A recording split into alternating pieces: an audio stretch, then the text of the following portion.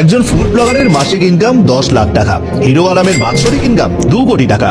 জীবনে স্কুলে না যাওয়া অপু ভাই নামের এক টিকটকারকে বাংলাদেশ থেকে দুবাই নিয়ে যায় কোটি টাকার গাড়ি দিয়ে বিমানবন্দর থেকে রিসিভ করে শোরুম উদ্বোধন করার জন্য। ঢাকা মেডিকেলে পড়া ডাক্তাররা মাসে 25,000 টাকা বেতনের দাবিতে রাস্তায় পুলিশের মাইর খায়। বুয়েট থেকে পাশ করা ছেলেরাও শুরুতে 50,000 টাকা বেতনের একটা জব পায় না। বর্তমানে সমাজ এবং বিশ্ব ব্যবস্থায় পড়ালেখা জ্ঞান অর্জন খুবই রিস্কি ইনভেস্টমেন্ট বলে মনে হচ্ছে। তাহলে আপনিও কি ডাক্তার, ইঞ্জিনিয়ার, বিজ্ঞানী বা স্বপ্নের কোনো পেশাজীবীর বদলে হতে যাচ্ছেন? আগামী দিনে পেটুক কাপল, খুদা লাগছে ফায়জা, রানা ভাই Josh, unofficial common sense by Puri, Souvik Ahmed, Sakib Bin Rashid, এদের মতো সোশ্যাল সেলিব্রিটি বা সুপার ইনফ্লুয়েন্সার বর্ষ 2016 থেকে 2019 এই কয়েক বছরে যারা ইউটিউব, টিকটক, মিউজিক্যালিতে ভিডিও করেছে, আজাইরা রসিকতা করেছে, তারাই আজ বাড়ি গাড়ি করে ওয়েল সেটেলড লাইফ লিড করেছে।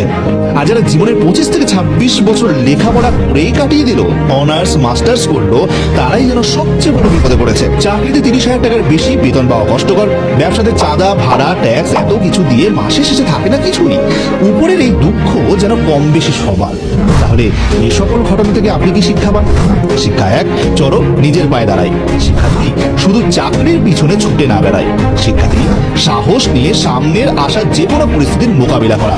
শিক্ষা 4, চ্যালেঞ্জকে সঙ্গী করে পারবো না কথাটিকে হার মানানো। শিক্ষা 5, স্বপ্নকে জয় করা। আর এসব কিছু তখনই করা সম্ভব যখন আপনি এক বা একাধিক স্কিলে দক্ষ বা অভিজ্ঞ হবেন।